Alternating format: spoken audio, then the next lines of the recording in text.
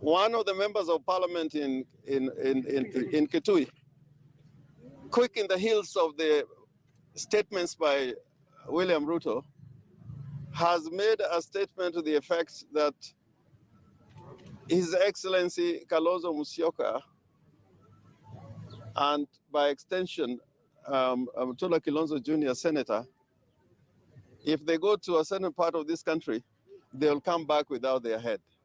Oh, no. Yeah. Mukenda, no. Watarudi bila shingo. Bila vichwa. Actually, watarudi bila kichwa. Imagine in the Republic of Kenya, somebody is saying that if the vice president steps in certain parts of this country, atarudi bila kichwa, following the statement made by the deputy president. So this is a serious matter. We have gotten an assurance from the Director of Criminal Investigation. Na mtazamaji, huyo ni James Agri Orengo ambaye ni seneta wa Siaya, ila hapa anazungumza kama mmoja wale mawakili wake Kalonzo Musyoka, akiwa anazungumzia kuhusu kuandikwa kwa ile taarifa ambayo imeandikishwa pale, na kwa mujibu wa kutaka amani hata zaidi, na tunahofia kwamba hatujui ni kipi chengine kitazungumziwa pale, huenda yakawa matamshi ya uchochezi. Itabidi tuondoke kule, tutarudi baadaye, lakini kama tulivyokujuzeni ni kwamba James Orengo anasema kuna ithibati ambazo tayari zimetolewa kwa makao makuu ya upelelezi wa jinai DCI, ambazo ni ithibati za stakabadhi pamoja na zile za kielektroniki kuhusiana na matamshi haya ya naibu rais William Ruto kwamba ardhi ya Yatta inayomilikiwa na Kalonzo Musyoka ni ya kunyakuliwa. Na zaidi pia wanasema matamshi ya naibu rais William Ruto ni ya uchochezi, hila na shari kwa wafuasi wa Kalonzo Musyoka na Wakenya kwa ujumla. Jeff Kirui anaidondoa ile taarifa, atakuwa anachuja anaofaa kwenda hewani moja kwa moja, tena baadaye atakuwa anakupasha mpenzi mtazamaji.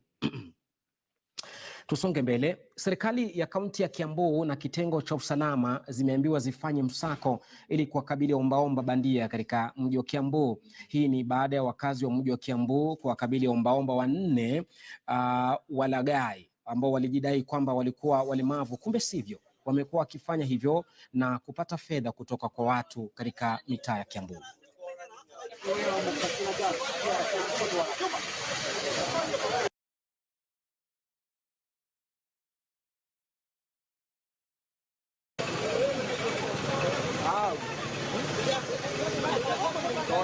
Kamforce ye mimi mwenyewe nikamforce asimame. Online shopping can be risky, but with Gigi, you can get together with the seller fast. Ona, feel, try, alafu buy. Only pay when you are happy. Gigi. Na wajua, kuna mwingine hapa juzi nimemjaribu kumpatia wheelchair. Amepewa na watu wengi sana, yeye kutoka pale juu anateremka hivyo. Ukimwona venye anatembea utamuonea huruma. Unampatia. Nilimpatia, akaniambia alirogwa. Mgongo yake haiwezi tembea, haiwezi enda na wheelchair. Watu wametoka Tanzania na wanaishi Kariobangi. So analetwa asubuhi, anawekwa, anajifanya ameumia mguu, ana mguu mmoja. Hata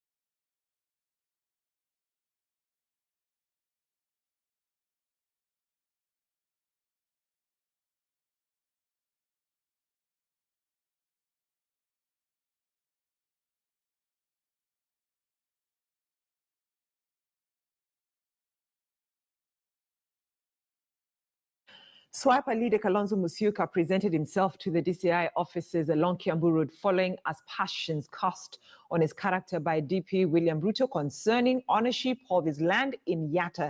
Jeff Curry is there for us for more updates. Jeff Curry, good morning. So the former Vice President Kalonzo Musyoka, who's also Wiper Party leader, has decided to present himself to the DCI willingly. So talk to us about probably the sort of evidence that he's going to be tabling, he's going to be giving to the DCI concerning allegations of him grabbing land. Well, very good morning, Brenda. Indeed, anytime from now, the former Vice President Kalonzo Musyoka will be arriving here at the Directorate of Criminal Investigations headquarters along Kiambu Road. And some of the documents expected, or rather, Kalonzo is expected to submit to the DCI includes perhaps the purchase agreement and how he acquired the piece of land that is the Yatta farm where his retirement home sits, following those allegations by the Deputy President William Ruto last Friday while in Bomet that land sits on a government land. And of course, Kalonzo will be seeking to clear his name from the DCI. He's not been summoned, but he is presenting himself to clear his name following those allegations. And Kalonzo has been on record the last few days actually asking the Deputy President William Ruto to also present himself as well for lifestyle audit regarding several accusations or allegations on his side on grabbing several parcels of land in the country. Among them, the land belonging to the late Andre Muteshi, the 100-acre piece of land, which actually the case ended up in court, and Ruto was ordered to surrender back the piece of land, or rather Ruto offered to surrender the piece of land back to Muteshi. And of course, compensation of 5 million shillings were given to Muteshi. And of course, these are the latest in the political arena between Kalonzo Musyoka and Deputy President William Ruto as the political arena opens up for the 2022 general election. Remember, of course, Deputy President William Ruto finds himself an isolated man in the last few days with leaders, political bigwigs are now directing accusations on his side. First, it was the issue about land grabbing, and now he's finding himself on another side as well to defend himself against funding class wars between Kenyans. That is his narrative, the hustler versus dynasties narrative. And of course, he has been on the receiving end for the last few days from ODM leader Raila Odinga as well. And it starts now, the political arena is going to heat up, gearing towards the next general election. And as it stands now, Kalonzo Musyoka will be expected after now submitting the documents regarding how he acquired that piece of land. Of course, he'll be addressing us to tell us exactly what transpired inside there. But a section of leaders have actually come to the defense of Wiper leader Kalonzo Musyoka, among them Charity Ngilu, who is the former lands minister, saying that Kalonzo acquired that land legally. And of course, arguing that since she was the lands minister during that time, he took the liberty to make sure, or rather to go through the documents to ascertain the legality of how Kalonzo acquired that land. And she's come to the defense of Wiper leader Kalonzo Musyoka. Of course, several other leaders have come to the defense of Kalonzo Musyoka, and they are accusing the deputy president of having what they term as an insatiable appetite for land. But of course, those are political barbs as that those leaders heading to the next election. Brenda. Right, Kiri, so I mean, land is such an emotive issue here in the country. So are we likely to see also the DP, William Ruto follow suit in terms of presenting himself to the DCI? So just as to clear the air about the several lands that politicians have always alleged that Ruto has grabbed, in the previous years.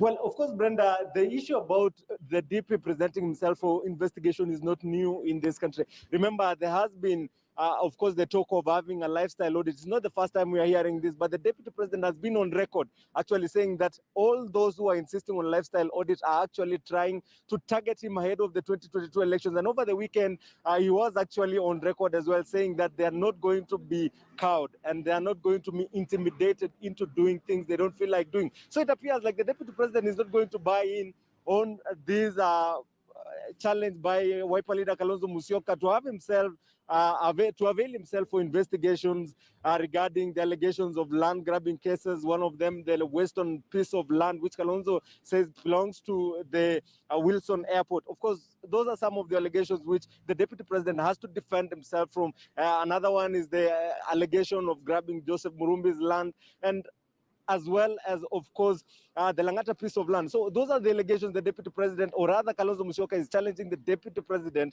to present himself as well to the DCI and clear his name. Brenda.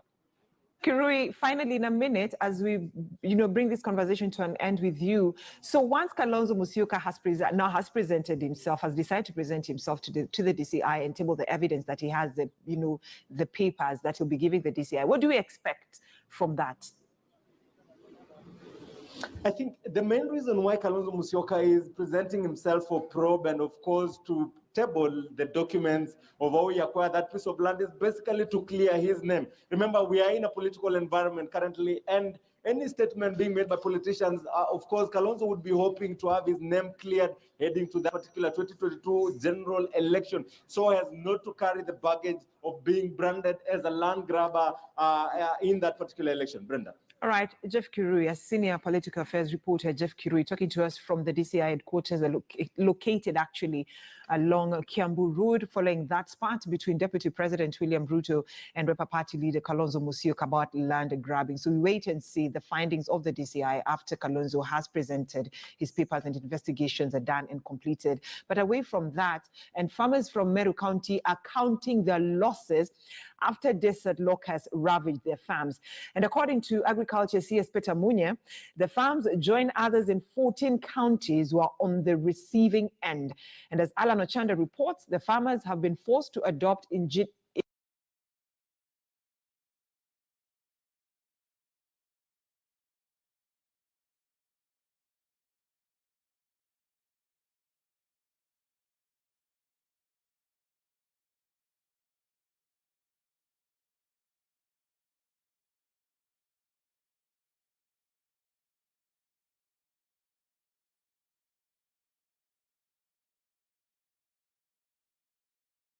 Sai alisema kwamba soko hilo ni afueni kubwa kwa wakazi wa kaunti ya Busia, kwani watapata fursa ya kuuza bidhaa zao kwa wenyeji wa mataifa ya Jumuiya ya Afrika Mashariki na bara la Afrika kwa ujumla. Hatua hiyo imepongezwa na gavana wa kaunti hiyo ya Busia Sospeter Ojamong pamoja na mbunge wa Matayos Geoffrey Odanga, waliosema kwamba watashirikiana na serikali ya kitaifa ili kuhakikisha kuwa mradi huo umefanikiwa.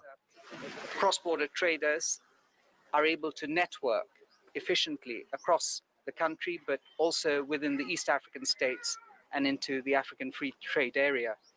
In addition to the challenges they face with respect to understanding and appreciating government's efforts with respect to the one-stop border post, one of the challenges that this cross-border market addresses, together with the potential of value addition and the ability for them to create links across the country with respect to ensuring that they're able to trade more. Trade market, a cross-border market, benefits all. It benefits county government revenues, it benefits national revenues, it benefits the existing business people within the county to trade more, to be able to have a greater level of engagement and opportunity. Wakati siasa za mwaka 2022 zinapoendelea kushika kasi, walio na nia ya kuwania nyadhifa kadhaa katika eneo la kaskazini mashariki wameanza kutafuta uungwaji mkono kutoka kwa koo zao. Viongozi wa koo wana usemi mkubwa katika siasa za eneo hilo, lakini kinachojitokeza wakati huu ni kwamba wanawake kadhaa wameidhinishwa ili kuanza kujiandaa kwa ajili ya siasa za uchaguzi mkuu wa mwaka ujao.